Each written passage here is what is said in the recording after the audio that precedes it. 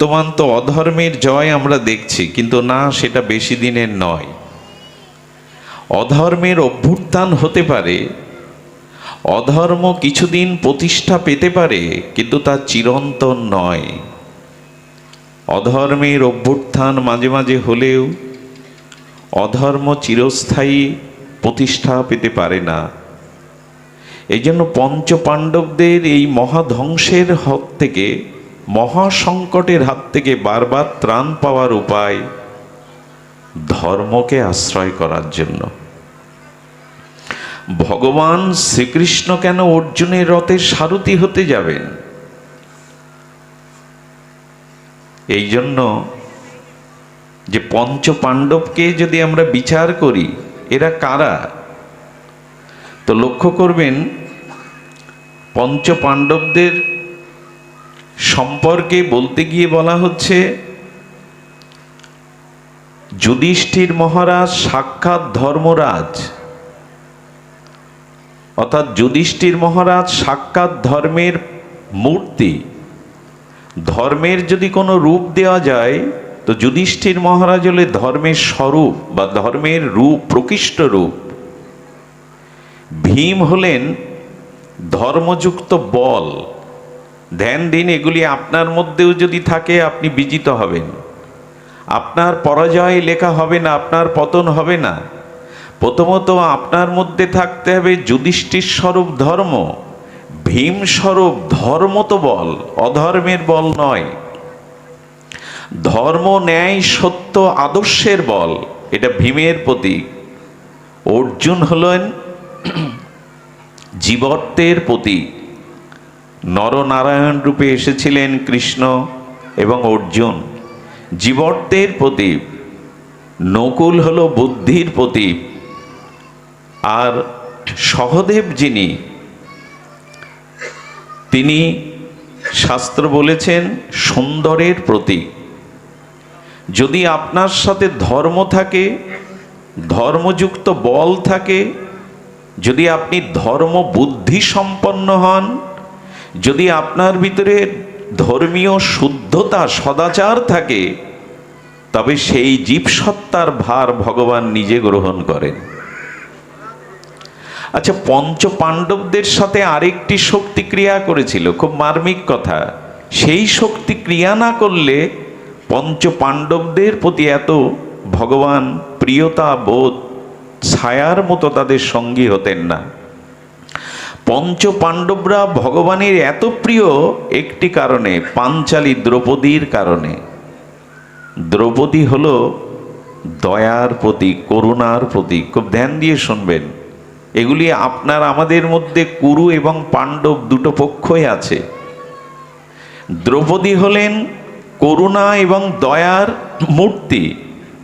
আচ্ছা, আপনার সাথে ধর্ম আছে কিন্তু আপনার মধ্যে দয়া নেই, অর্থাৎ দ্রৌপদী যদি না থাকে, করুণা যদি না থাকে, দয়া যদি না থাকে, তবে সে ধর্ম মঙ্গলময় হয় না, মঙ্গল প্রতিষ্ঠা করতে পারে না। আপনার মধ্যে ধর্ম আছে অথচ দয়া নাই, সে ধর্ম কল্যাণকারী হতে পারে না। করুণা নাই, সে ধর্ম কল্যাণকারী হতে পারে না। আচ্ছা, আপনার মধ্যে বল আছে, শুদ্ধ সাত্ত্বিক ধর্ম বল আছে। বল থাকলে কি হবে? যদি দয়া না থাকে, করুণা না থাকে, তবে সেই বল সত্যকে, সুন্দরকে, ধর্মকে প্রতিষ্ঠা করতে পারে না। আপনার বুদ্ধি আছে, সুমেধা, সুবুদ্ধি, কিন্তু বুদ্ধি সু থাকলে কি হবে? বুদ্ধির সাথে যদি দয়ারূপ দ্রৌপদী না থাকে, করুণারূপ দ্রৌপদী না থাকে, তবে আপনি ধর্ম প্রতিষ্ঠা করতে পারবেন না। আপনার মধ্যে যদি সুন্দরতাও থাকে, তবে আপনি প্রকৃত সুন্দর নন, যদি সেই সুন্দরের সাথে করুণা এবং দয়া যুক্ত না হয়। আমার মনে হয় দ্রৌপদীরূপ দয়া পঞ্চপাণ্ডবদের সাথে ছিল বিধায় ধর্ম, বল, মেধা, বুদ্ধি সব কিছুই জয়ী হয়েছে। এই জন্য আমাদের জীবনে এই দয়া আজ নাই, করুণা আজ নাই। জীবের দুঃখে আমাদের হৃদয় কাঁদে, অন্যের কষ্টকে আমরা নিজের কষ্ট বলে অনুভব করি। এই জন্য যতদিন পর দুঃখে আপনি দুঃখ না পাচ্ছেন, পরের বিপদকে আপনি নিজ বিপদ না মনে করতে পারছেন, পরের চোখের জল সেই ভার নিতে না পাচ্ছেন, এই দয়া এই করুণা যতদিন না থাকছে ততদিন ধর্ম প্রকৃতভাবে প্রতিষ্ঠা পায় না।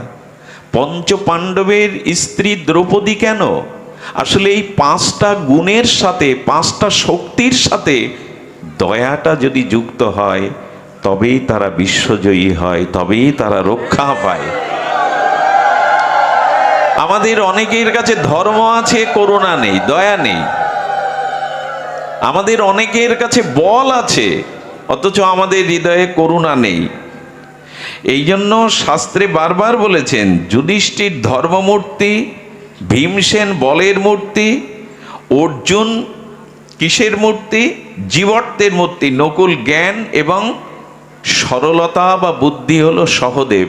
এর মধ্যে করুণা বা দয়া যুক্ত হয়েছে। এইগুলি যদি আপনার মধ্যে কিঞ্চিত পরিমাণ সিন্ধু থেকে বিন্দু থাকে, তবে ভগবান আপনার পেছনে ছায়ার মতো আছেন, ধর্মই আপনাকে রক্ষা করবে। আচ্ছা, বিবেচনা করে দেখেছেন? আপনারা বিজ্ঞ শ্রোতা, শাস্ত্রজ্ঞ শ্রোতা, রামচন্দ্র বনবাসী, আছে তার কিছু বানর সেনা, জাম্ববান, সুগ্রীব, এরাই।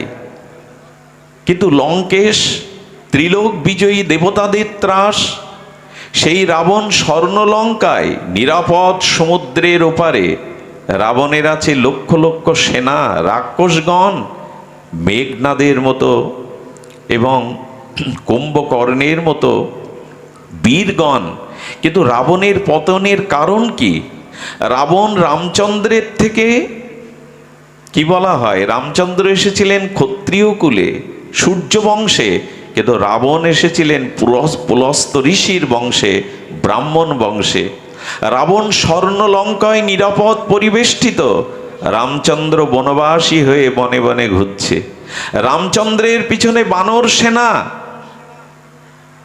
কিন্তু রাবণের সম্মুখে বীর যোদ্ধাগণ। রাবণ রথে পড়ে উপবিষ্ট যুদ্ধ করছেন, রামচন্দ্র মৃত্তিকায় মাটিতে দাঁড়িয়ে যুদ্ধ করছেন। এর পরেও রাবণ অমরত্ব পেয়েছিলেন, দেবতাদের ত্রাস যিনি, তার পতনের কারণ কি? তার পতনের কারণ রাবণও ভেবে পায়নি। মৃত্যুর সময় বলে গিয়েছিল ঠাকুর লক্ষণ, রামের থেকে সর্ববিষয়ে আমি শাস্ত্রজ্ঞ, আমি তপস্বী, আমি পুলস্ত ঋষির বংশধর, আমি বীর বিক্রম তেজী, কিন্তু আমার পতনের একটাই কারণ, রামের সাথে ধর্ম ছিল, আমার সাথে ধর্ম ছিল না। রামচন্দ্রের সাথে ধর্ম ছিল, আমার সাথে ধর্ম ছিল না। এই জন্য স্বল্পমস্য ধর্মস্য ত্রায়তে মহত ভয়াৎ। সামান্য যদিও ধর্ম তুমি প্রতিপালন করো, ধর্মকে ধরে রাখতে পারো, মহাভয় হতে তুমি ত্রাণ পাবে। আজ মানুষের চিত্তে এত সংখ্যা কেন, এত ভয় কেন? মানুষ আজ এত অস্থির কেন, অনিরাপদ কেন, নির্ভয় হতে পারছে না কেন? পর্যালোচনা করে দেখুন, মানুষের জীবনে আজ ধর্ম থেকে মানুষ অনেক সরে গেছে। এইটুকু বলবো, ধর্ম মানে যাগযজ্ঞ নয়, ধর্ম মানে এরকম 2-10টা অনুষ্ঠান নয়, ধর্ম মানে হাজার হাজার লোককে একত্রিত করে সেটি লোক সংঘট্ট করা নয়। ধর্ম যা কিছু তা আচরণে, অনুষ্ঠানে নয়। অনুষ্ঠান প্রয়োজন, সংকীর্তন প্রয়োজন, ভাগবত আলোচনা প্রয়োজন, কিন্তু যদি অনুষ্ঠানে আর আলোচনা শ্রবণে এটি সীমাবদ্ধ থাকে, ধর্ম কখনো জাগবে না। কারণ ধর্ম আচরণে জাগরিত হয়, বলাই নয়, শোনাই নয়। ধর্ম মানে শুধু অনুষ্ঠান নয়, আলোচনা নয়, কীর্তন নয়, আচার ও পরম ধর্ম। এই অনুষ্ঠান থেকে, ভাগবত তত্ত্ব থেকে যদি আমাদের আচরণে এগুলো প্রতিফলিত হয়, তখনই ধর্ম সাকার হবে। কিন্তু আজ শুধু অনুষ্ঠানই যদি আমরা স্রোতের মতো, নদ নদীর স্রোতের মতো অনুষ্ঠান বয়ে যায়, অথচ ধর্মের প্রত্যেকটি উপদেশ দেখবেন আচরণের কথা বলা হয়েছে। এই যে উপদেশামৃতগুলি, এই যে ভগবানের তত্ত্বগুলি ভাগবত থেকে, শাস্ত্র থেকে, ঋষিরা তাদের সাধন উপলব্ধির থেকে যে তত্ত্বগুলি জানিয়েছেন, এগুলো একটি তত্ত্ব আচরণ ছাড়া শুধু শ্রবণে বা কীর্তনের জন্য নয়। পর স্ত্রীকে মাতৃজ্ঞান করো, এটি শ্রবণ বা কীর্তনের বিষয় না আচরণের বিষয়? এটা কথা বলুন। পর স্ত্রীকে মাতৃস্বরূপ দেখো, এই যে আমাদের উপদেশামৃত, এটি কি শ্রবণ বা কীর্তনের জন্য না আচরণের জন্য? আচরণের জন্য। সংযমটা শুধু শ্রবণের জন্য না বলার জন্য? রিপুগুলিকে, ইন্দ্রগুলিকে সুসংহত, সংযত করো। সম দম এগুলি বলার বিষয় না, এগুলি আচরণের বিষয়। এই জন্য শাস্ত্রে বলছেন আচার ও পরম ধর্ম। সেই আচরণ, যথাযথ ধর্মকে আজ আমরা আচরণে প্রস্ফুটিত করতে পারছি না, প্রকাশ করতে পারছি না। এই জন্য আজ আমাদের ভিতরে এত সংখ্যা, এত বিনাশের ভয়, এত পতনের ভয়। একটা জিনিস জানবেন, মানুষ নির্ভীক তখনই হতে পারে যখনই তার মধ্যে ধর্মবুদ্ধি বিরাজ করে। মানুষের মধ্যে যদি কখনো অধর্ম প্রবেশ করে, তখন সে জীব দুর্বল হবেই। আর এই দুর্বলতাই সমস্ত পতনের কারণ। মানুষের জীবনে যত অপকর্ম, যত অন্যায় অশাস্ত্রীয় কর্ম আসে, তার প্রধান কারণ দুর্বলতা। মানুষ নির্ভীক হতে পারে না যদি ধর্ম তার ভিতরে বিরাজ না করে, আচরণশীল না হয়। এই জন্য শাস্ত্রে বলেছেন যে দ্রৌপদীর 5 স্বামী নয়, এরকম নয়। দ্রৌপদী হলো করুণা, দ্রৌপদী হলো দয়া। এটা যদি ধর্মের সাথে, বলের সাথে, বুদ্ধির সাথে, বিদ্যার সাথে এই দয়া বা করুণা যুক্ত হয়, তবে তারাই জয়ী হন। আপনাদের মনে আছে দুর্যোধন কুরুক্ষেত্রের রণাঙ্গনে সন্ধ্যার অন্ধকারে আর তার উরুভঙ্গতে, ভীমের গদাঘাতে উরুভঙ্গ, রক্তাক্ত দুর্যোধন সন্ধ্যায় মৃত্যু যন্ত্রণায় কাতরাচ্ছে। 99 ভাই মারা গেছে কুরুক্ষেত্রে রণাঙ্গনে, এই অভিশপ্ত ক্ষেত্রে। আর দুর্যোধন মৃত্যু যন্ত্রণায় কাতরাচ্ছে সন্ধ্যায়। ব্যাসদেব বলছেন, এই দেখো, অধর্মকেই যারা জীবনে গ্রহণ করেছে, কৌরবদের মতো যারা ধর্মবুদ্ধিকে পরিত্যাগ করে অধর্মকেই, অহংকারকে, অভিমানকে জীবনে সঞ্চয় করেছে, তাদের পরিণতি দেখো। আজ অন্ধকার তিমিরে শোকাহত দুর্যোধন মৃত্যু যন্ত্রণায় ছটফট করছে, পাশে সমবেদনা জানানোর কেউ নেই। যদি সত্য না থাকে, ধর্ম না থাকে, একসময় আপনার পতনেও দেখবেন আপনার সমবেদনা জানানোরও পাশে কেউ নেই।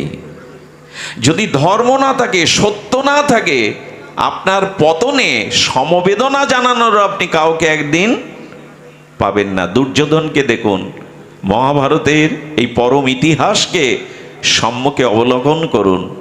সে সময় অশ্বত্থামা এলো। অশ্বত্থামা ওই একমাত্র দুর্যোধন বেঁচে আছে, তাকে বলছে, ভুল করেছো বন্ধু। আর এই পিতামহ ভীষ্মের অনুরাগ ছিল পাণ্ডবদের দিকে, তাকে সেনাপতি করলে হয়? তুমি যদি আমাকে সেনাপতি করতে, আজও যেটুকু সময় আছে তুমি বেঁচে আছো, আমাকে সেনাপতির দায়িত্ব দিলে পঞ্চপাণ্ডবের মস্তক ছেদন করে আমি তোমাকে উপহার দিতাম। মানুষের পদ প্রতিষ্ঠার কত বড় প্রলোভন দেখুন। 99 ভাই মারা গেছে কুরুক্ষেত্রে, পাঞ্জবদের বিজয় ঘরের দুয়ারে। সে সময় পদের প্রতিষ্ঠা দেখুন। ভীষ্মকে নিন্দা করে দ্রোণাচার্য পুত্র অশ্বত্থামা বলছেন, সখা, সেনাপতিকে তুমি ভুল নিয়োগ দিয়েছিলে। আসলে ভীষ্ম পিতামহ পঞ্চ পাণ্ডবদের প্রতি তার স্নেহ মমতা ছিল, এই জন্য কুরুক্ষেত্রের যুদ্ধে তুমি জয়ী হতে পারোনি। দেখুন, 99 ভাই মারা গেছে, নিজেও মুমূর্ষ, মৃত্যুর মুখোমুখি দাঁড়িয়ে, তবু মানুষের হিংসা দেখুন। ধর্মবুদ্ধি না থাকলে, আদর্শ জীবনে না থাকলে, গুরু গোবিন্দ যদি সম্মুখে আদর্শ রূপে না থাকে, পরিণতি দেখুন। মৃত্যু যন্ত্রণায় কাতরাচ্ছে, তখনও তার হিংসা যায়নি। তিনি দেহে রক্ত তিলক করে দিয়ে অশ্বত্থামাকে বললেন, পঞ্চপাণ্ডবের মাথা যদি কেটে নিতে পারো আমি অন্তত শান্তিতে মরতে পারবো। আজই আমি তোমায় সভাপতি করে দিলাম, আমি তোমায় যুদ্ধের সেনাপতির দায়িত্ব দিয়ে দিলাম। চিন্তা করা যায়, যাদের ধর্মবুদ্ধি নেই, যাদের জীবনে আদর্শরূপ ভগবান নেই, ত্যাগ বৈরাগ্য নাই, মৃত্যুর সময়ও তাদের হিংসা দেখুন। পঞ্চপাণ্ডবের মাথা চাইছে। মহাভারত সাধারণ গ্রন্থ নয়, পঞ্চম বেদ রূপে খ্যাত। ভগবানের জ্ঞান অবতার ব্যাসদেবের অবিস্মরণীয় দান এই মহাভারত। সেদিন শ্রী গোবিন্দ পঞ্চপাণ্ডবদের বাঁচানোর জন্য সেই রাত্রে তাদের তাঁবুতে ঘুমাতে দেননি। ভ্রমণের ছলে তাদের বাইরে নিয়ে এসেছিলেন নদীর তীরে, কিন্তু ঘুমিয়েছিল পাঞ্চালীর যজ্ঞাসিনী দ্রৌপদীর 5 শিশুপুত্র। বস্ত্র দিয়ে আবৃত করা ছিল তাদের শরীর। আর সে সময় সেই তীব্র হিংসার দাবানলে পুড়তে পুড়তে অশ্বত্থামা এসে সেই 5টি শিশুর অজ্ঞাতে মাথা কেটেছিলেন পঞ্চপাণ্ডব মনে করে। একটি বস্তার মধ্যে সেই মাথাটি পুড়ে যখন নিয়ে গেলেন, দেখো সখা, দেখো বন্ধু, তোমারই বিজয় হয়েছে, তুমি যাওয়ার আগে দেখে যাও, তোমারই বিজয় হয়েছে। আমি পঞ্চপাণ্ডবের মস্তক ছেদন করে তোমাকে ভেট উপহার দিলাম। মস্তকগুলো খুলে পড়ার সাথে সাথে দুর্যোধন ব্যতীত হলেন। আরে এরা পাঞ্চালীর পুত্র, এই কৌরব পাণ্ডবদের উত্তরাধিকারী এরা, বংশের প্রদীপ দেওয়ারও কাউকে রাখনি। তিরস্কার করলেন, গালি দিলেন। আপনারা জানেন, পঞ্চপাণ্ডব ভোরবেলা ফিরে এসে দেখে দেহগুলো পড়ে আছে, নিথর, মস্তক নেই। দ্রৌপদীর চোখের জল, সন্তান হারানোর বেদনা। অর্জুন প্রতিজ্ঞা করেছিলেন যে আততায়ী তোমার সন্তানদের বধ করেছে, আমি তোমার সামনে তার মস্তক ছেদন করবো, এই প্রতিজ্ঞা করলাম। জানেন যে অশ্বত্থামা সেই সময় ব্রহ্মাস্ত্র পর্যন্ত, আর পরীক্ষিত মহারাজের পিতা অভিমন্যুকে মারার জন্যও ছেড়েছিলেন। অর্জুন তাকে এনে দ্রৌপদীর সামনে আততায়ীকে বধ করার প্রেরণা গোবিন্দও দিয়েছিল। যারা ঘরে আগুন লাগায়, যারা মা বোনদের গায়ে হাত দেয়, যারা আপনার সহায় সম্পত্তি ছিনিয়ে নেয়, এই অধর্ম আততায়ীকে বধ করা কোনো পাপ নয়। ভগবান গীতায় বলে দিয়েছেন, আততায়ীকে বধ করো, এটি পাপ নয়। ধর্ম শিখিয়েছে শুধু অহিংসা পরম ধর্ম নয়, মাঝে মাঝে ধর্ম রক্ষার জন্য, নিজের অস্তিত্ব রক্ষার জন্য যে হিংসা, তাকেই ধর্ম বলা হয়েছে। সামনে সাপ আসলে বিষধর জয় নিতাই বলবেন, জয় গুরু বলবেন, আত্মরক্ষা করুন। সীমান্তে যারা দাঁড়িয়ে আছে দেশ মাতৃকা রক্ষার জন্য, তারা বিদেশি শত্রু দেখলে কি সেখানে ধর্ম প্রকাশ করবে, গলাগলি করবে? আলিঙ্গন করবে না। দেশ রক্ষার জন্য অন্যকে হত্যা করায়। কুরুক্ষেত্র এই জন্য দ্রোণাচার্যকে, ভীষ্মকে অর্জুনের দ্বারা বধ করালেন ভগবান। এই সামনে থাকতে কোনো হিন্দু কাপুরুষ হতে পারে? আমি একটা কথা বলি আপনাদের, স্বামী বিবেকানন্দ এই বৈদিক সনাতন ধর্মে এসেছিলেন এক বীর বিক্রম সূর্য পুরুষ। যুগনায়ক স্বামী বিবেকানন্দকে প্রশ্ন করা হয়েছিল, একদল সাংবাদিক, তারা প্রশ্ন করেছিলেন, স্বামীজি আপনি পাশ্চাত্য অনুভবের দ্বারা অনুভূতি করেছেন, ভারতবর্ষ পদব্রজে হেঁটেছেন, আপনি আমেরিকায় চিকাগোতে বিশ্ব ধর্ম সভায় সমস্ত বিশ্বকে সম্মুখে দেখার সুযোগ পেয়েছেন। পাশ্চাত্য সকল কিছু আপনার অনুভূতি, আপনি হিন্দু জাতি সম্পর্কে কিছু বলুন, এই সনাতনী হিন্দু জাতি সম্পর্কে কিছু বলুন। স্বামীজি বলেছিলেন, হিন্দু ভালো ভালো কিন্তু খুব ভালো না। হিন্দু ভালো ভালো কিন্তু খুব ভালো না। সাংবাদিকরা প্রশ্ন করছেন, ভালো ভালো খুব ভালো না, স্বামীজি পরিষ্কার হলো না। উনি বলেছিলেন, চক্ষু মুদ্রিত করে এই ধ্যানস্থ যুগানায়ক ভারত সূর্য বলেছিলেন, হিন্দুদের মধ্যে দয়া আছে, মমতা আছে, পরোপকারের ভাবনা আছে। এরা মঠ মন্দির তৈরি করে, 12 মাসে 13 পার্বণ করে, এদের ভিতরে উদারতা আছে, ধর্মবুদ্ধি আছে, শ্রদ্ধা বুদ্ধি আছে, এরা শাস্ত্রকেও মান্যতা করে, এরা মানুষের পাশে দাঁড়ায়। এই জন্য ভালো ভালো বলেছি। এদের অনেক গুণ আছে, কিন্তু খুব ভালো না বলেছে এই জন্য, যখন জাতির রক্ষার প্রশ্ন আসে, ধর্ম রক্ষার প্রশ্ন আসে, তখন এরা সামনে জীবন দেওয়ার জন্য এগিয়ে যায় না। এইটাই হলো এদের ভালো না। এদের নেই কি গুণ? এদের বিদ্যা আছে, বল আছে, শিক্ষা আছে, ধর্ম আছে, মঠ আছে, মন্দির আছে, সনাতনের ইতিহাস আছে বিচ্ছ জোড়া, নেই শুধু ধর্মের জন্য, জাতির জন্য প্রাণ উৎসর্গ করবার মতো সামনে এগিয়ে যাওয়া। পিছিয়ে পড়ে এরা। স্বামীজির এই পর্যবেক্ষণ যথাযথ রূপে তিনি তার চিন্তা দর্শনের দ্বারাই বলেছিলেন। এই জন্য সেদিন ভগবান কৃষ্ণ অর্জুনকে প্রেরণা দিয়েছিলেন, বধ করো অধর্মের। আচ্ছা, ভগবান যদি নিরপেক্ষ হয় তাহলে তার কাছে শত্রু মিত্র আসছে কেন? ভক্ত অভক্ত আসছে কেন? সূর্যের আলো কি কাউকে অপেক্ষা করে? সূর্যের আলো কারো কম কারো বেশি দেয় কি? সে তো নিরপেক্ষ তত্ত্ব। বাতাস তো সমভাবে সবাইকে নিরপেক্ষভাবে তার বাতাবরণ নির্মল বাতাস দিয়ে দেয়। তো ভগবান কি নিরপেক্ষ নন? তার কাছেও কি শত্রু মিত্র আছে? ভগবান বলেছিলেন তিনি নিরপেক্ষ, আত্মারূপে সকলের হৃদয়ে তিনি নিরপেক্ষ হয়ে আছেন। কিন্তু ভগবান বললেন যে দেখো, তোমার কোনো একটি হস্তে যদি গ্যাংগ্রিন হয়, এখানে ক্যান্সারে আক্রান্ত হয়, তখন তুমি নিজে গিয়ে ডাক্তারকে টাকা দিয়ে তাকে অনুরোধ করে হাতটা কেটে ফেলো। কেটে ফেলো এই জন্য, হাত কাটলে যদি পুরো শরীরটা বেঁচে যায়, ওই হাতটা কাটাটাই তোমার কাছে তখন ধর্ম হয়ে দাঁড়ায়। তুমি ডাক্তারকে ফিস দিয়ে তাকে অনুরোধ করে তুমি নিজের হাত কেটে আসো কেন? এটা কি হিংসা? এটি হিংসা নয়। পুরো শরীরটা, জীবনটা বাঁচানোর জন্য এইটুকু হিংসা তার নিজের দেহের উপরে করতে হয়। তো পৃথিবীতে ধর্ম প্রতিষ্ঠার জন্য, ধর্ম রক্ষার জন্য, সাধুদের সজ্জনকে পরিত্রাণ করার জন্য মাঝে মাঝে যদি কিছু কেটে ফেলতে হয়, সেটা অধর্ম নয়, সেটা অনিরপেক্ষ নয়। ডাক্তার যখন কারো বুকে ছুরি দিয়ে অপারেশন করে অপারেশন থিয়েটারে, এটা ডাক্তারের হিংসা নয়। কারো বুকে ছুরি বসানো তো হিংসায়, ডাক্তারের জন্য এটা হিংসা নয়, বরঞ্চ এটা ধর্ম। এই জন্য সমাজ, জাতি, আত্মকল্যাণের জন্য যেগুলি হিংসা ভগবান দেখিয়েছেন ভক্ত রক্ষার জন্য, অধর্ম অধার্মিকের বিনাশ জন্য, এটা ভগবানের অনিরপেক্ষ নয়। আরও বলি, ভগবানের হাতে যারা বধ হয়েছেন, কংস, রাবণ, এরা যোগীন্দ্র মনীন্দ্রের মতো মুক্তি পেয়েছেন, সাযুজ্য মুক্তি। এটা কি ভগবানের অনিরপেক্ষতা? ভগবান হাতে যারা বদ্ধ হয়েছেন তারা সাযুজ্য মুক্তি পেয়েছেন। কংসকে বধ করলেন ভগবান কৃষ্ণ, কংসের আত্মা আলোরূপে, দিব্য প্রদীপের দীপ্যমান শিখারূপে গোবিন্দের চরণে সাযুজ্য মুক্তি লীন হয়ে গেলেন। এই জন্য গোস্বামীরা গোবিন্দের একটা নাম দিয়েছেন হতার ও গতিদায়ক। গোবিন্দ যাদের বধ করেন তাদেরও পরম গতি দেন, তাদের মুক্তি দেন, যেটা তপস্যার দ্বারা হয় না। ভগবান নিরপেক্ষ, ভগবান অনিরপেক্ষ নন।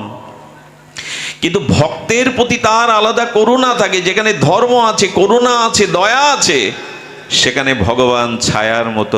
আচ্ছা, অর্জুনের রথের সারথি হলেন। সারথি মানে ড্রাইভার, মানে একরকম চাকরি। অর্জুন কি বলছেন কুরুক্ষেত্রের আগে? সেনার উভয়ের মধ্যে স্থাপিতং রথ অচ্যুত। কৃষ্ণকে ধাক্কা দিয়ে বলছেন, হে কৃষ্ণ, দুই সেনার, উভয় সেনার মধ্যে রথটা স্থাপন করো। কাকে আদেশ দিচ্ছে অর্জুন? যিনি বিশ্ব স্রষ্টা, অনাদির আদি, সর্বকারণের কারণ, অখণ্ড পরতত্ত্ব, স্বয়ং ভগবানকে আদেশ দিচ্ছে সেনার উভয়ের মধ্যে স্থাপিতং রথ অচ্যুত। হে অচ্যুত, তুমি আমার এই রথখানা দুই সেনার মধ্যে স্থাপন করো। গোবিন্দ রথের সারথি হয়ে ঘোড়ার ঘাস খাওয়াচ্ছেন, রথটা মুছে দিচ্ছেন, আর অর্জুনের আদেশ পালন করছেন। কেন জানেন? কারণ এই জন্য তোমাদের সাথে ধর্ম আছে, যেখানে ধর্ম সেখানে আমি। এই জন্য আজ আমাদের জীবনে এই ধর্মবুদ্ধিতা প্রয়োজন। আপনারা জানেন ভগবান কাউকে বধ করেন না। যেদিন অক্কুর মহারাজ এসে বৃন্দাবনে, মথুরা মণ্ডলে বৃন্দাবনে এসে নন্দ মহারাজকে বলছেন কৃষ্ণ কংসকে বধ করেছে, বলে তা হয় নাকি? আমার কৃষ্ণকে জানি না? মা দড়িটাই কাটতে পারল না, যশোদা তাকে দড়ি দিয়ে বন্ধন করলো, দড়ি কাটতে পারলো না, সে কংসকে মারবে? কংস মরেছে তার নিজের পাপের কারণে, কৃষ্ণ কাউকে হত্যা করেনি। আজ কৌরবদের, আজ রাবণের পতনের কারণ হলো তাদের নিজের অধর্ম বা পাপ, ভগবান উপলক্ষ মাত্র। আমাদের পতন হয় আমাদের পাপের কারণে। সামনে যে শত্রু দেখেন এগুলো উপলক্ষ। এই জন্য শাস্ত্রে বলছেন যে অর্জুনের মতো আপনিও যদি ধর্মকে আশ্রয় করতে পারেন। অর্জুনকে যখন কেউ প্রশ্ন করত যুধিষ্ঠির কি হয়, তখন বললেন উনি আমার ধর্ম, উনি আমার আদর্শ। আপনিও যদি ধর্মকে বড় ভাইয়ের মতো মনে করতে পারেন, তার ছায়া তলে তার আদেশে জীবন কাটাতে পারেন, তখন আপনিও জয়ী হবেন। আমাদের জয়ী হবার এই একটি কেবল মন্ত্র। আসুন ধর্মকে আমরা আঁকড়ে ধরি। আর ধর্ম শব্দের অর্থ স্বামী প্রণবানন্দ এই বৃহত্তর ফরিদপুরের বাজিতপুরের আমাদের হিন্দু সংগঠক যুগাচার্য স্বামী প্রণবানন্দ অপূর্ব ধর্মের 4টি সংজ্ঞা দিয়েছেন। এগুলো আমাদের জানা দরকার। বৃহত্তর ফরিদপুরের মানুষ ধন্য, কত মহামানবের জন্ম। সেই স্বামী প্রণবানন্দ, যিনি প্রণাম মঠ বা ভারত সেবাশ্রমের প্রতিষ্ঠাতা, তিনি বলেছিলেন ধর্ম হলো ত্যাগ, সংযম, সত্য আর ব্রহ্মচর্যে। যার ভিতরে ত্যাগ নাই, সংযম নাই, সত্য নাই, যার ভিতরে ব্রহ্মচর্য নাই, সে ধার্মিক হতে পারে না। একটা অভূতপূর্ব কথা বলে গিয়েছিলেন উনি, ধর্ম নেই মালায় ঝোলায়, ধর্ম নেই মন্দির মঠে, ধর্ম নেই অনুষ্ঠানে, ধর্ম আছে ত্যাগ, সংযম, সত্য, ব্রহ্মচর্যে। এই যে এখানে যজ্ঞের বেদিটা করা হয়েছে দেখবেন 4টি স্তম্ভের উপরে, তাই না? এই যে যজ্ঞের মঞ্চটা করা হয়েছে কি দিয়ে? 4টি স্তম্ভ, ধর্মের স্তম্ভ এই 4টি। সেটি হলো ত্যাগ থাকতে হবে, সংযম থাকতে হবে, সত্য থাকতে হবে, ব্রহ্মচর্য থাকতে হবে। পাণ্ডবদের দিকে তাকিয়ে তো দেখুন, সেটি তাদের চরিত্রে ছিল। তাই এখানে বলছেন যে দেখুন, যখনই আপনি অধর্মকে আশ্রয় করবেন, ধর্মকে পরিত্যাগ করবেন, তখন আপনার জীবনের পতনের মূল কারণ হবে আপনি শ্রেষ্ঠজনকে, মহৎজনকে অবজ্ঞা করবেন। দুর্যোধনের পতন সেদিন হয়েছিল যেদিন দুর্যোধন বিদুরকে, বিদুরের মতো মহাত্মাকে, ভক্তকে রাজসভা থেকে অপমান করে বের করে দিয়েছিলেন। মনে পড়ে আপনাদের? বিদুর ছিলেন সাক্ষাৎ যমরাজ। উনি মাতণ্ড ঋষির অভিশাপে বিদুর দাসীপুত্র রূপে এসেছিলেন। বিদুর ধৃতরাষ্ট্রকে বুঝিয়েছিলেন আপনি শুধু অন্ধ না, আপনি জ্ঞান অন্ধ। আরে আপনি শ্রেষ্ঠ, জ্যেষ্ঠ। আপনার পুত্ররা বিষ খাইয়ে পঞ্চপাণ্ডবকে মারতে গেল, যতুগৃহে পুড়িয়ে মারতে গেল, আপনারই সম্মুখে কুলবধূ সতী পাঞ্চালীর যজ্ঞসেনীর বস্ত্রহরণ করতে গেল। আপনি শুধু অন্ধ না, আপনি জ্ঞান অন্ধ। আপনার উচিত দুর্যোধনের প্রতি অধিক মমতাকে, এই অন্যায়কে, অধর্মকে প্রশ্রয় না দেওয়া। পঞ্চপাণ্ডবরা ধর্মের পথে আছে, ন্যায়ের পথে আছে, তাদের ন্যায়কে বুঝিয়ে দেওয়া, এটা বিবেকের কাজ। এইটাই তো বিবেক। আজ আমাদের বিবেক কাজ করে না। ছোটবেলায় 2-1বার যাত্রা দেখবার সৌভাগ্য হয়েছে, তো যাত্রার মাঝে মাঝে দেখবেন একজন গেয়ে উঠতো মধুর উচ্চ কণ্ঠে, তার নাম বিবেক। আজ আমাদের বিবেক গেয়ে ওঠে না ভেতরে। কোনটা সৎ, কোনটা অসৎ, কোনটা কর্তব্য, কোনটা অকর্তব্য, কোনটা ন্যায়, কোনটা অন্যায়, এটাকে নির্ণয় করে জীবন পথে যে চলার পথ মসৃণ করে দেয়, এরই নাম বিবেক। মানুষে যার দেহ আছে, আজকে মেধা আছে, বুদ্ধি আছে, শিক্ষা আছে, সম্পদ আছে, বাড়ি গাড়ি আছে, মানুষের বিবেক কাজ করছে না। এই বিবেক ভগবানের দেওয়া একটা পরম দান মানুষের। মানুষের মধ্যে যদি বিবেক ক্রিয়া না করে, বিবেক আমাদের নির্ণয় করে দেয়, তবে এই বিবেক সাধু কৃপা ছাড়া, মহৎ সঙ্গ ছাড়া, ভাগবত ধর্ম আশ্রয় ছাড়া বিবেক জাগে না।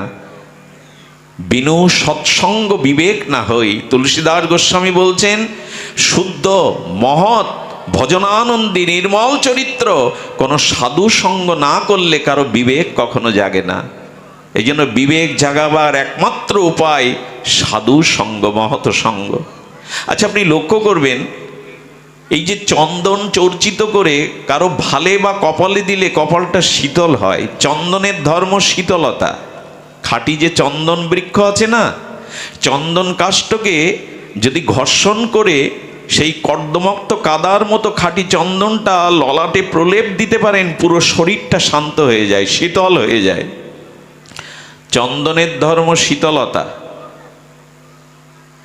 আর আরেকটি শীতলতা আছে, সেটা হলো চন্দনের থেকে চন্দ্রের শীতলতা আরো অধিক। চাঁদের মধ্যে, সুধাকর চন্দ্রের মধ্যে যে স্নিগ্ধ জ্যোৎস্না আছে, রাত্রে এই জ্যোৎস্না মেখে দেখবেন দেহ মন শীতল হয়ে যাবে। তো শাস্ত্রে বলছে চন্দন শীতল, তারও থেকে শীতল, আরো শীতল চন্দ্রের কিরণ, চাঁদের স্নিগ্ধ জ্যোৎস্না। কিন্তু চাঁদের জ্যোৎস্না আর কাষ্ঠচন্দ্রের আমাদের দেহকে শীতল করে, আমাদের হৃদয়ের তাপকে, সংসার যন্ত্রণাকে শীতল করতে পারে। তো চন্দ্রের কিরণ আর চন্দন এটি আমাদের দেহকে, চামড়াকে, চর্মকে শীতলতা দিতে পারে, আমাদের প্রাণকে, আমাদের তিতাব দগ্ধিত জ্বালাকে প্রশমিত করতে পারে না। বলে এর থেকে আরেকটি শীতলতা আছে, যার পাশে গেলে মন শীতল হয়, ত্রিতাপ জ্বালা শীতল হয়। এটা সাধু সঙ্গরূপ চন্দন। সাধু সঙ্গরূপ চন্দনে যদি কেউ যায়, তার মন শীতল হবেই, তার অন্তর যে ত্রিতাপ দগ্ধিত তাপ, সেটি অবশ্যই শীতল হবে। সাধুরূপ চন্দন। এই জন্য সাধু সঙ্গ এত কষ্ট করে দূর দূরান্ত থেকে এই তীব্র তাপদহে কেন বসেছেন? সাধু সঙ্গরূপ চন্দন হৃদয়ে যদি মাখা যায়, বিবেক জেগে ওঠে, ত্রিতাপ জ্বালা শীতল হয়, তাপিত হৃদয় শান্ত সমাহিত হয়। চন্দন যত ঘষবেন তার পবিত্র গন্ধ বাতাবরণে ছড়িয়ে যাবে। চন্দন ঘষলেই তার সুগন্ধ প্রকাশিত হয়ে পড়ে বাতাসে। আর সাধু সঙ্গে হরিকথা শ্রবণ করলে বিবেকের বাতাস বইতে থাকে, বিবেকের সুবাতাস বইতে থাকে, জীবন আনন্দময়, সৎময়, আদর্শমুখী হতে থাকে। এই জন্য মানুষের উচিত সাধু সঙ্গরূপ চন্দন হৃদয়ের প্রলেপ দেওয়া। সাধুদের পাশে যারা ভজন করে, ভজনানন্দী মহাপুরুষ, তাদের পাশে বসে দেখবেন ওই পরিবেশটাও পবিত্র হয়ে যায়। ওইখানে বসলে আপনার ভিতরে একটা শান্ত সমাহিত, একটা নিরাবিল আনন্দের স্পর্শ আপনি হৃদয়ে পেয়ে যাবেন, যদি কোনো ভজনানন্দী শুদ্ধ সাধুর পাশে বসতে পারেন। হৃদয়কে শীতল করতে পারে সাধুরূপ চন্দন। এই জন্য সৎসঙ্গের এত মহিমা, সাধু সঙ্গের এত মহিমা। বলছিলাম বিদুরজি এই মহান ভাগবত, তিনি ধৃতরাষ্ট্রকে পাপের পরিণামের কথা শোনাচ্ছিলেন। তোমার সন্তানদের অধর্ম, অপকর্ম, এর পরিণাম ভালো না, তুমি এখনই প্রতিকার করো। পেছন থেকে দুর্যোধন এই কথা শুনে বসেছিলেন। আর দুর্যোধন তখন নিন্দা করেছিলেন, পাণ্ডবদের প্রশংসা করছেন, আমার খাবেন, হ্যাঁ, আমার মন্ত্রিসভায় মন্ত্রিত্ব করবেন, আমার খাবেন, আর পাণ্ডবদের প্রশংসা করবেন, বেরিয়ে যান। অপমান করেছিলেন। ক্রোধে অগ্নিমুক্তি হয়ে দুর্যোধন বিদুরকে রাজসভা থেকে পরিত্যাগ করেছিলেন। আর আপনার মুখ যেন আমি না দেখি, তিরস্কার, অপমান, লাঞ্ছনা করে বিদুরকে সেদিন বের করে দিয়েছিলেন। বিদুর একটা কুঁড়ে ঘর তৈরি করে আর জঙ্গলের মধ্যে বিদুরানী এবং বিদুর ভগবানের ধ্যান ধারণা করতেন। আপনারা জানেন কুরুক্ষেত্রের যুদ্ধে এই বিদুর তীর্থ পরিক্রমায় বেরিয়েছিলেন, তিনি ছিলেন না। যখনই আপনার ভিতরে অধর্ম আসবে, তখন কয়েকটি জিনিস আপনার মধ্যে চলে আসবে, সেটা হলো অভিমান, অহংকার। আর এই অভিমান, অহংকার আসার সাথে সাথে শ্রেষ্ঠকে যখন অমর্যাদা করবেন, তখন আপনার জীবনে আয়ু, শ্রী, যশ, সমস্ত মঙ্গল বিনষ্ট হবে। এই দেখুন তার প্রমাণ। বিদুরের মতো মহাত্মাকে যেদিন অভিমানে দুর্যোধন তিরস্কার করেছিলেন, অপমান করেছিলেন, সেই দিনই কৌরবদের পতন নিশ্চিত হয়ে যায়। সেই দিনই কৌরবদের পতন লিখিত হয়ে যায় যে মহৎকে অবজ্ঞা করো না, শ্রেষ্ঠকে অবজ্ঞা করো না। ভগবত চরণে কোটিবার অপরাধ করলেও ক্ষমা হয়, কিন্তু শ্রেষ্ঠ কোনো মহতের চরণে অবজ্ঞা করলে, অপরাধ করলে, সে ভগবান তাকে ক্ষমা করেন না। দ্রৌপদীর দয়ার কথা বলছিলাম। এই সময় যখন ভগবানের আজ্ঞায় আর মস্তক ছেদন করবেন, পিঠ মোড়া দিয়ে রথের চাকাতে টানতে টানতে বীর অর্জুন নিয়ে এসেছিলেন অশ্বত্থামাকে। অশ্বত্থামাকে দাঁড় করিয়ে বাধা অবস্থায় দেখে চোখের জল মুছে পাঞ্চালী বললেন, এ কি করেছেন আপনি? উনি গুরু দ্রোণাচার্যের পুত্র, ব্রাহ্মণ পুত্র, ব্রাহ্মণকে কখনো উনি বলছেন গায়ে হাত তুলতে নেই। দেখুন, ব্রাহ্মণ বৈষ্ণব যারা শাস্ত্রে বলেছে সদাচার সম্পন্ন, তাদের গায়ে হাত তুলবেন না। শাস্ত্রে বলছেন উনি আপনার গুরুপুত্র। আরে আপনি বীর, অশ্বত্থামাকেও যে জ্ঞান দেননি, যুদ্ধের জ্ঞান, যে বীরত্ব আপনাকে তাই দিয়েছেন, গুরুপুত্রকে এভাবে বেঁধে আনা ঠিক নয়। আপনি এই মুহূর্তে ওর মস্তক ছেদন না করে ওকে মুক্ত করে দিন। কৃষ্ণ বলছে, কি বলছো পাঞ্চালী? তোমার পঞ্চপুত্র পড়ে রয়েছে সামনে, তোমার ভিতরে প্রতিশোধী স্পৃহা নাই? যে তোমার শিশু পঞ্চপুত্রকে বধ করলো, তুমি তাদের মুক্ত করতে বলছো? কৃষ্ণ বলছেন, দ্রৌপদী, এটা তোমার উচিত নয়। দ্রৌপদী কি বলেছিল জানেন? দেখুন, ভগবানের সামনেই বলছেন, এই করুণার মূর্তি, দয়ার মূর্তি। পাঞ্চালী বলেছিলেন, পুত্র হারার বেদনা আমি উপলব্ধি করছি এই সময়। আমি চাই না আমার মতো কোনো মায়ের কোল খালি হোক। আমি চাই না সন্তান হয়ে আমার মতো কেউ চোখের জল ফেলুক। ওনাকে মুক্তি দিন। সেই দিনই কৃষ্ণের চোখে ছলছল করে উঠেছিল জল। বলেছিল, দ্রৌপদী, তুমি আছো বিধায় আমি ছায়ার মতো পঞ্চপাণ্ডবদের সাথে আছি। এই যে দয়া, এই যে করুণা, এটা দ্রৌপদীর মধ্যে চরমভাবে ছিল। আপনারা জানেন, তিনি ঝিয়ের কাজও করেছেন। বনবাসে 12 বছর তিনি ভিক্ষান্ন খুদ সেদ্ধ করে এদের সেবা করেছেন। দ্রৌপদীর সমস্ত কর্মকাণ্ড ছিল এই ত্যাগের মহিমা, করুণার মহিমায়। এই জন্য একটা জিনিস বলি, এ জগতে পুরুষ তখনই বিজয়ী হয়, এ জগতে পুরুষরা তখন উৎসমুখী হতে পারে, পেছনে যদি করুণাময়ী কোনো ত্যাগ বৈরাগ্য ধারিণী সতীসাধ্যী কোনো রমণী থাকে। কোনো রমণীর শুদ্ধ সাত্ত্বিক সতীত্ব প্রেরণা ছাড়া আজ পর্যন্ত কোনো পুরুষ জয়ী হতে পারেনি, মাথা উঁচু করে দাঁড়াতে পারেনি। এই জন্য মেয়েদের, মায়েদের যে সম্মান শাস্ত্র দেখিয়েছে, মর্যাদা, তারা শুধু ভোগের পাত্র নয়। যে গৃহে নারীরা অত্যাচারিত হয়, যে গৃহে দরজা দিয়ে নারীরা ব্যথার অশ্রু ফেলতে থাকে, ওখানে দেবতাদের অভিশাপ ভর করে। যে সমাজে, যে জাতির মধ্যে নারীর যত মর্যাদা, নারীকে যত সম্মান করা হয়, ইতিহাস বলে সেখানে অবতার মহাপুরুষরা বেশি বেশি জন্মায়। যেখানে নারীর মর্যাদা নেই, যে সমাজে নারীকে শ্রেষ্ঠত্বের আসন দেয়া হয়নি, মর্যাদার আসন দেয়া হয়নি, সেখানে কোনো মহাপুরুষ, সিদ্ধ পুরুষের জন্ম হয় না। এই জন্য যে ঘরে নারীরা গোপনে ব্যথার অশ্রু, অত্যাচারের অশ্রু পতিত করে, ওখানে দেবতাদের অভিশাপে জ্বলে পুড়ে শেষ হয়ে যায়। দ্রৌপদীর কারণেই পাণ্ডবদের এই বিজয়। কারণ বল আছে, ধর্ম আছে, বুদ্ধি আছে, বিদ্যা আছে, কিন্তু সাথে করুণা থাকতে হবে, দয়া থাকতে হবে, তবেই ধর্ম প্রতিষ্ঠাতা পাবে। এই জন্য আসুন, এই অহংকার, অভিমান, আভিজাত্য, গর্ব, এগুলি কৌরবদের কাজ, পাণ্ডবদের কাজ নয়। এই দুটো পক্ষকে সামনে এনে ব্যাসদেব দেখিয়েছেন যে দেখো, ধর্মকে আঁকড়ে ধরো।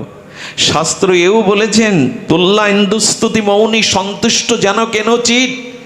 দ্রৌপদীর মধ্যে এটা ছিল, কে প্রশংসা করলো, কে নিন্দা করলো, এতে সমভাবী থাকতো। এই জন্য আমরা সামনে আনলাম, স্বল্পমস্য ধর্মস্য ত্রয়াতে মহাত ভয়াত। যদি সামান্য ধর্মকে, আদর্শকে আঁকড়ে ধরতে পারেন, আপনি মহাভয় হতে ত্রাণ পেয়ে যাবেন। এটাই ছিল বলবার উদ্দেশ্য, যে আমরা ধর্মবুদ্ধি যদি থাকে তাহলেই আমরা রক্ষা পাব। আর এই ধর্ম তখনই জাগে যখন জীবনে ভগবানকে সেবা ধর্মরূপ আমরা গ্রহণ করতে পারি। ছোট একটু দৃষ্টান্ত আপনাদের বলি। আপনারা লক্ষ্য করেছেন, ভগবান কৃষ্ণ দাদা বলদেবকে দিয়ে, দাদা বলাইকে নিয়ে, সখাদের নিয়ে তিনি কংসের ধনুর্যজ্ঞে মথুরায় এসেছিলেন। মথুরার রাসপুরীতে সেই আকাশচুম্বী অট্টালিকা, চারিদিকের সেই মানুষজন হই হুল্লোড় এ করতে করতে শ্রীদাম সুদাম সখাগণ বলছেন, ভাই কানাই, আমাদের মধুময় আনন্দময় বৃন্দাবন বড় মধুময়, এখানে আকাশচম্বী অট্টালিকা, এখানে সব নগর, এই নগরের নাগরিক যন্ত্রণা আমাদের ভালো লাগে না। আসলে সখা ব্রজে ফিরে চল, সেই নীল যমুনার জলে সন্তরণ করা, সেই ষড়ঋতুর ফুলকুসুমে মালা চন্দন পরিহিত করা, সেই কলকাকলির পাখির কুঞ্জনে পঞ্চমতানে সুমধুর গানে আমোদিত হওয়া, সেই যে গাছে গাছে পরিপক্ক ফলের আস্বাদন করা, সেই ধেনু নিয়ে গোষ্ঠে বাঁশির মুরলীরও ধ্বনি। ফিরে চল ভাই কানাই। একটা কথা বলি, যারা বৃন্দাবনকে ভালোবেসেছেন এদের কাছে বৈকুণ্ঠও ভালো লাগবে না। যারা মধুময় আনন্দময় ভগবানের শ্রীনিকেতন বৃন্দাবনকে ভালোবেসেছেন, জানেন বৈকুণ্ঠে দুটি জিনিস নাই। বৈকুণ্ঠে কুণ্ঠা নাই, মানে কোনো দুঃখ জরাব্যাধি বৈকুণ্ঠে নাই। আর একটা জিনিস নাই, ওখানে গোবিন্দের চরণ ধুলি নাই, বৃন্দাবনের ধুলি নাই। ব্রজের ধুলি এত মধুময়, কারণ গোবিন্দ দ্বারকাধীশে পায়ে স্বর্ণ পাদুকা পরেছেন, মথুরায় এসেও তিনি পাদুকা পরেছেন, কিন্তু রাধারানী প্রেমময়ী করুণাময়ী আমার শ্রী গোবিন্দ ব্রজেন্দ্র নন্দন ব্রজনাথ ব্রজজীবন বৃন্দাবনে পাদুকা পায়ে দেননি 11 বছর। আজও সেই ধুলিটাই রয়ে গেছে, রাধারানীর চরণ অঙ্কিত ধুলি, শ্রী গোবিন্দের চরণ অঙ্কিত ধুলি। এই জন্য বৃন্দাবনে এই আনন্দময় মধুময় দিব্য চিন্তামণি ধাম বৃন্দাবনকে যারা হৃদয় একবার ভালোবেসেছেন, এদের কাছে বৈকুণ্ঠও ভালো লাগার কথা না। তো সকারা বলছেন, ফিরে চল ভাই কানাই। এখানে সব লোকজন, এখানে চারিদিকে ভিড়, এখানে আকাশচম্বী অট্টালিকা, এখানে না আছে পুষ্প কানন, এখানে না আছে চন্দন, এখানে না আছে নীল যমুনার জল, না আছে পাখির কলকাকলি, এখানে না আছে রাখাল রাজা বেশে মুরলীর ধারী তুই। ফিরে চল ভাই। গোবিন্দ ব্যথা পেলেন, সকারা কষ্ট পাচ্ছে। হঠাৎ করে উনি দেখলেন এক রমণী, তিনি ভোজরাজ কংসের সবার মধ্যে প্রবেশ করতে যাচ্ছেন, হাতে কিছু ফুল মালা এবং সোনার কৌটাতে উনি চন্দন নিয়ে যাচ্ছেন। এনার পরিচয় আপনি জানেন, ইনি কুবজা, ইনি অসুন্দরী কুবজা। কুজো, চারিদিকে তার সেই কুৎসিততা, কেউ তার দিকে ভিড়ে তাকায় না, কিন্তু কুবজার নিত্যদিনের একটা কাজ ছিল, ভোজরাজ কংসকে তিনি ফুলমালা চন্দন দিয়ে আসতেন।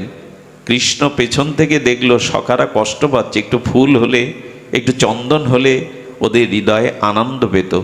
পেছন থেকে তিনি ডাকছেন কুবজাকে, সুন্দরী।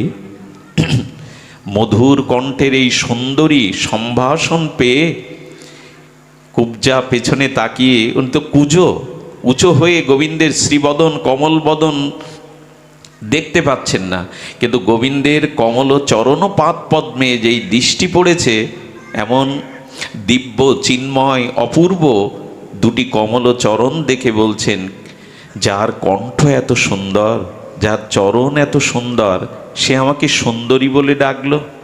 আজ পর্যন্ত কেউ সুন্দরী আমাকে বলেনি। সুন্দরী, আমি তোমায় ডেকেছি, আমার সখাদের আমাদের একটু ফুলমালা চন্দন দেবে। মধুর কণ্ঠে গোবিন্দের আহ্বানে কুবজা সর্বস্ব ভুলে গেলেন রাজার কথা, রাজার মালা চন্দনের কথা। দেব বই কি, সবাইকে মালা চন্দন দিয়ে দিলেন। এই চন্দন এবং মালা এগুলি পেয়ে সখারা কিছুটা তাদের চিত্তে প্রসন্ন হলেন, তারা আনন্দিত হলেন। দাদা বলরাম দেখছেন সবাইকে মালা পরিয়েছেন, সবাইকে চন্দন চর্চিত করেছেন। তখন কৃষ্ণকে বলছেন, দাদা বলাই, কানাই, ওকে কিছু দাও। কুবজার দিকে তাকিয়ে বলছে, কি দেব তোমায়? বলেন, তুমি যে সুন্দরী বলেছ, মধুর কণ্ঠে ডেকেছ, তোমাদের ফুলমালা চন্দন দিতে পেরেছি, আর আমার চাওয়ার কিছু নেই। বলে, তা বললে কি হয়? আমার সখাদের, আমাদের প্রিয়দেরকে তুমি আনন্দ দিয়েছ।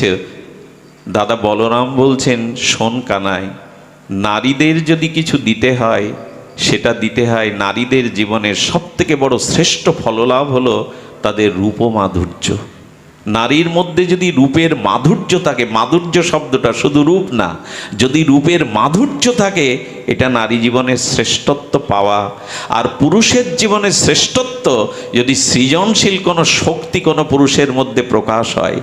পুরুষের জীবনের সফলতা যদি কোনো সৃজনশীল শক্তি আপনার মধ্যে প্রকাশ হয়, সেই পুরুষই জগতে সফল, সেই পুরুষই জগতে শ্রেষ্ঠত্বের দাবিদার, যার ভিতরে সৃজনশীল কোনো মঙ্গলময় শক্তির প্রকাশ ঘটে।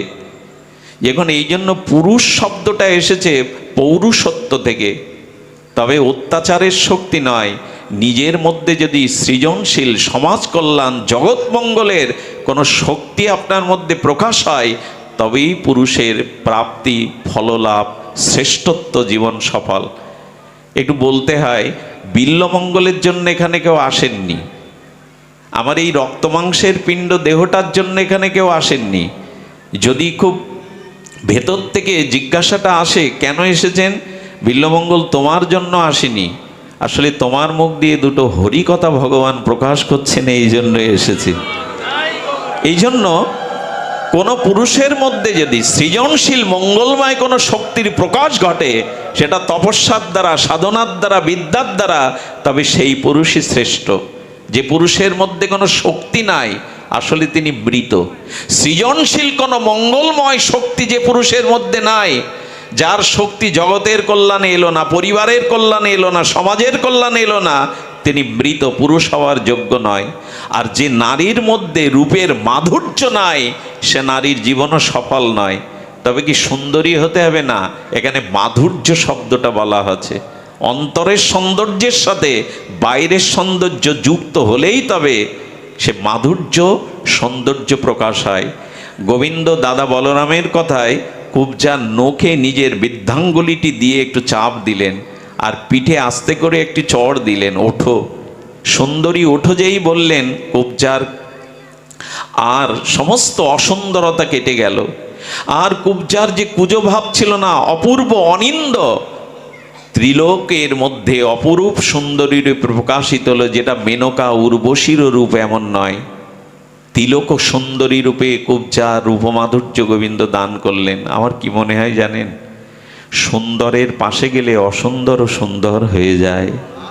সুন্দরকে যদি কিছু দেওয়া যায়, তবে নিজেও সেই সৌন্দর্যটা নিজের কাছে ফিরে আসে। যেমন দেখবেন, খুব সুন্দর করে সেজে গুজে আয়নার সামনে দাঁড়াবেন, দেখবেন আয়না আপনার সৌন্দর্যটা ওর ভেতর থেকে ফিরিয়ে দেবে, হাসিটা ফিরিয়ে দেবে, আনন্দটা ফিরিয়ে দেবে। এই জন্য ভগবানকে কিছু দিন, ভগবানকে আনন্দ দিন। ফুলমালা চন্দন দিল কুবজা, যার দিকে কেউ তাকায় না, অসুন্দরী, কোনো গুণ নাই, গোবিন্দ তাকে আজ ত্রিলোক সুন্দরী করে দিলেন। তিলোত্তমা মেনকার থেকে তাকে সুন্দরী করে দিলেন। আর যখনই সুন্দরী করে দিলেন, ভেতরে ভেতরেতে আনন্দ পেয়েছেন কুবজা। আরে, যাকে একটু চন্দন দিলাম তাতে আমাকে এই সুন্দর করে দিল। কিন্তু কুবজার মুখটা বিষণ্ণ হয়ে গেল। খুব ধ্যান দিয়ে শুনুন, অপূর্ব কথা, মার্মিক কথা। কুবজা তখন, কুবজার বিষণ্ণ মুখের দিকে তাকিয়ে গোবিন্দ বলছেন, কি হলো সুন্দরী, তুমি প্রসন্ন হওনি? বললেন, গোবিন্দ আপনি আমার ক্ষতি করে দিলেন। আরে, আমার দিকে আজ পর্যন্ত কেউ তাকায়নি, আমি এত কুৎসিত, আমি এত সুন্দরী, আমার দিকে এই মহল্লায় কেউ ফিরেও তাকাতো না। আমি একদিক দিয়ে গেলে অন্য মুখে ফিরে থাকতো তারা। কিন্তু যে রূপ তুমি আমায় দিয়েছো, এখন আর এই মহল্লায় আমি টিকতে পারবো না, আমার উপায় কি হবে? গোবিন্দের স্পর্শ পেয়েছে তো, করুণা পেয়েছে তো, বুদ্ধি খুলে গেছে। দাদা আমি বুদ্ধি যোগাম, বলিনি এই রূপ নিয়ে তো আমি এখানে টিকতে পারবো না, এই রূপ নিয়ে আমি বেঁচে থাকতেও ছিঁড়ে খাবে আমাকে, কেন তুমি ক্ষতি করে দিলে আমায়? গোবিন্দ একটু মৃদু হাসলেন, সেই বাঁকা ঠোঁটের হাসিতে বললেন, শোনো, আমি যাকে রূপ দেই, সেই রূপের মধ্যে আমি আমার স্বরূপও দিয়ে দেই। সেই রূপের দিকে আর কেউ কামনার দৃষ্টিতে তাকাবে না, সেই রূপের দিকে আর কেউ কামনার দৃষ্টিতে তাকাবে না। দেখবেন যে মায়েরা সতী হয়, এক পতি ছাড়া স্বপ্নেও পরপুরুষের চিন্তা করে না, পতি প্রাণা হয়, যাদের ভিতরে ইষ্টপ্রীতি, ভগবত প্রীতি, আরাধনা আছে, তাদের রূপের মধ্যে এমন একটা তেজ বিকিরণ হয়, সেই তেজের দিকে অসুররাও পর্যন্ত মাথা নত করতে বাধ্য হয়। ভগবান যদি কারো রূপ দিয়ে দেয়, সেই রূপের মাধুর্যে স্বরূপ প্রকাশ হয়ে পড়ে। কারো কারো রূপ দেখে দেখবেন, কোনো কোনো মায়ের দিকে তাকিয়ে দেখবেন মা বলতে ইচ্ছা করবে তাদের। এর কারণ হলো ভগবত ভজনের দ্বারা, সতীত্বের দ্বারা যাদের হৃদয়ের মাধুর্য প্রকাশ হয়, তাদের রূপের মধ্যে একটা দিব্যতা থাকে। এই দিব্যতাটাই হলো নারীর সম্পদ, এই দিব্যতাটাই হলো নারীর সম্পদ। এই জন্য গোবিন্দ যাকে রূপ দিয়ে দেয়, সেই রূপে স্বরূপটাও মিশিয়ে দেয়। কুবজার দিকে আর কেউ কুদৃষ্টিতে তাকায়নি, তাকাবার কথাও নয়। গোবিন্দ বললেন, আমি স্বরূপ দিয়ে দিলাম তোমায়। সুধীজন, এই স্বরূপ দেওয়ার পরে কুবজাকে সাধারণই রতিতে গোবিন্দ স্ত্রীর মর্যাদাও দিয়েছিলেন। আমার বলবার অভিপ্রায় এইটুকু, সুন্দরকে কিছু দিন, সুন্দরের একটু মালা চন্দন সেবার জন্য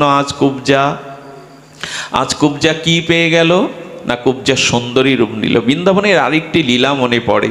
এই গরমে আপনাদের বেশি অত্যাচার করা ঠিক নয়, তারপরেও বলি, আসুন। ধর্ম তাকেই বলে, ধর্ম হলো তাই যার দ্বারা ভগবান আনন্দিত হন। ভগবানকে আনন্দ দেওয়ার নামই হলো, ভগবানকে সেবা করার নামই হলো ধর্ম। ধর্ম অন্য কিছু নয়, ধর্ম হলো ভগবানের সেবা সুখ তাৎপর্যময়তা। যে সেবার দ্বারা, যে সুখের দ্বারা ভগবানকে আনন্দ দিতে পারবেন, সুখ দিতে পারবেন, সেটি সেবা মাধুর্যের দ্বারা। এই সেবা এবং ভগবানকে আনন্দ দেওয়ার নামই ভজন। এটা যদি করতে পারেন, তাহলে কুবজার মতো আর অসুন্দরতা থাকবে না, এ জীবন ধন্য হবে।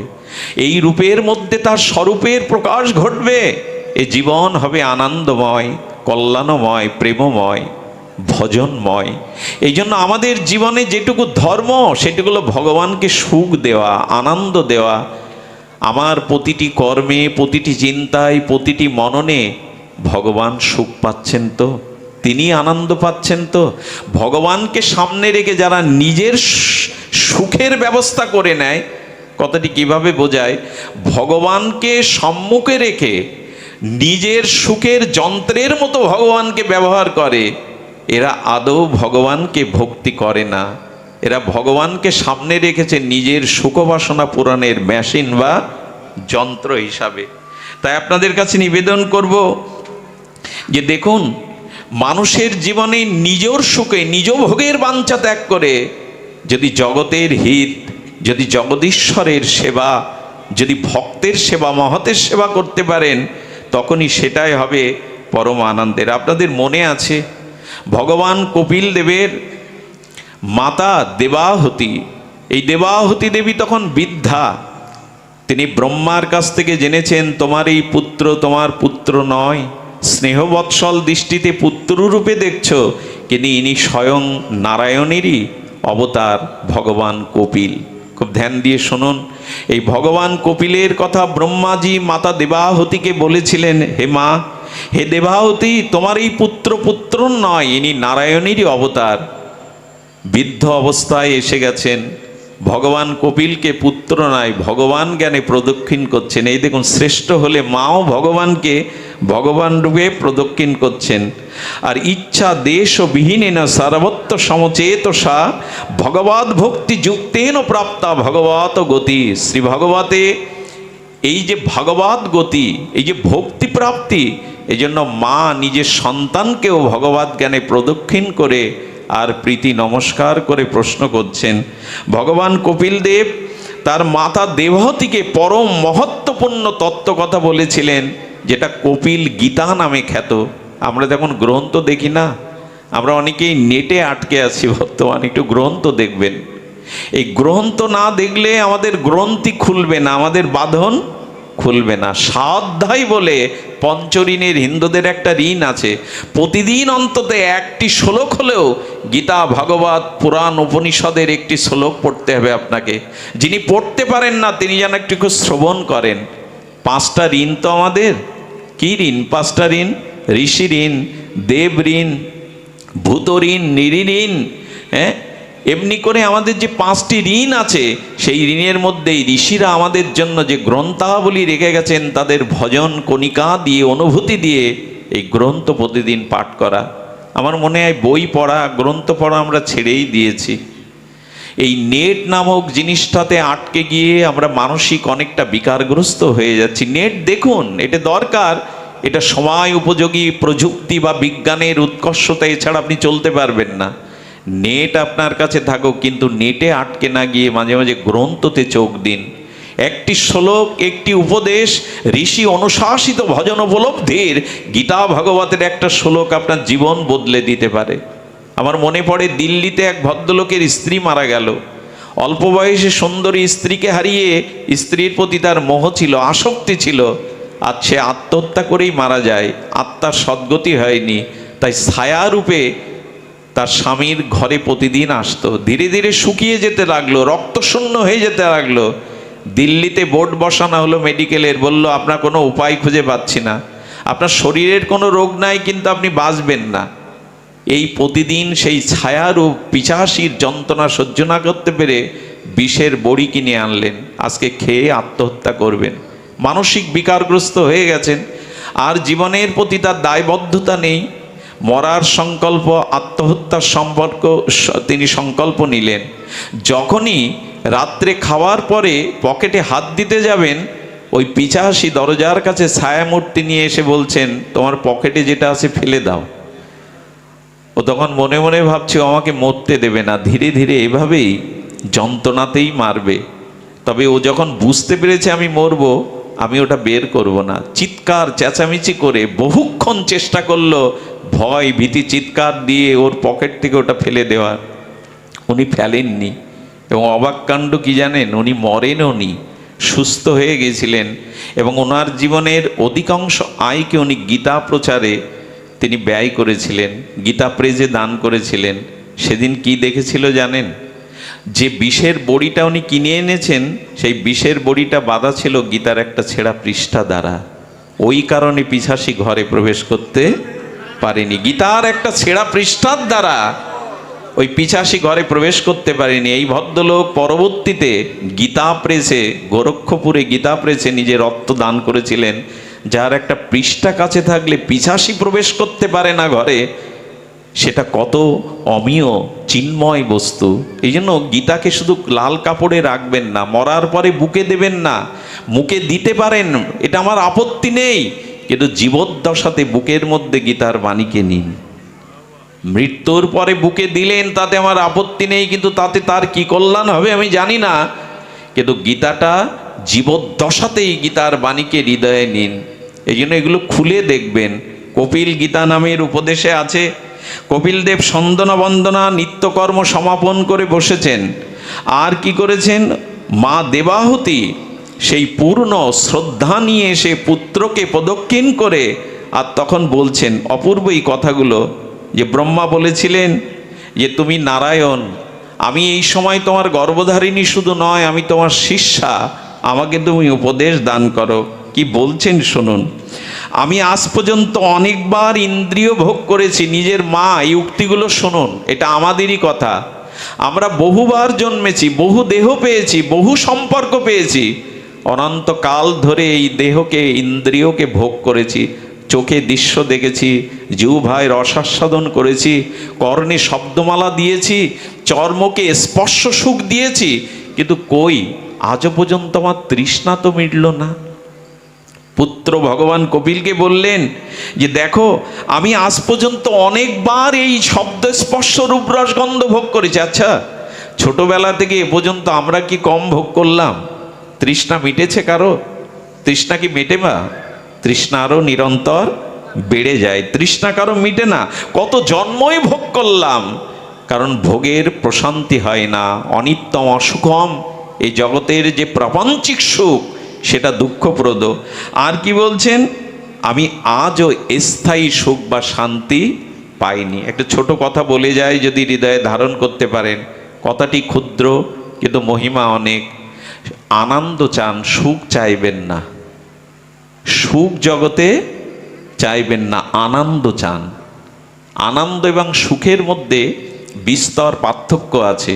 সুখ তাকেই বলে যে সুখ গ্রহণ করলে সেই সুখ দুঃখ জীবনে ডেকে আনে। কারণ যখনই কোনো জগতের সুখ ভোগ করবেন, সাথে সাথে দুঃখের অনুপ্রবেশ ঘটবে। এই জগতে যেমন দিনটা নিলে রাতটা নিতে হয়, এই জগতে যেমন বসন্ত নিলে শীতও নিতে হয়, এই জগতে যেমন পূর্ণিমা নিলে অমাবস্যাও নিতে হয়, এই জগতের কোনো কামনা বাসনা স্পর্শ সুখ নিলেই দুঃখটা সেই পরিমাণে নিতে হবে। এই জন্য আধ্যাত্মিক আমাদের চিন্তা চেতনায় আর্য ঋষিরা বলেছেন সুখ চেয়েও না, কারণ সুখের সাথে দুঃখ মেশানো এই জগৎ। যতটুকু সুখ নেবে ততটুকু দুঃখ তোমাকে। দেখুন, এই যৌবনের উন্মাদনায়, রূপ যৌবন ভোগের উন্মাদনায় আমরা যে সুখটা গ্রহণ করি, বার্ধক্য জরাব্যাধিতে তার থেকে বেশি শোধ দিয়ে যেতে হয় জগৎকে, যেতে হয় কিনা। এই জন্য শাস্ত্র বলেছেন জগতের সুখকে নিতে চেয়েও না, জগতের সুখের সাথে দুঃখ মেশানো। এই জন্য কতবার ভোগ করেছি, কতবার শরীর পেয়েছি, কতবার কামনা বাসনা ভোগে প্রমত্ত হয়েছি, আজও তো স্থায়ী সুখ পাইনি। কারণ পাওয়ার কথা না, সুখ নয় আনন্দ চাই, কারণ আনন্দ অখণ্ড হয়। আপনার ভেতরে যে আত্মা, তার কি জরাব্যাধি হয়? তার কি মৃত্যু হয়? সে কি দেহ বদলায়? বদলায় না।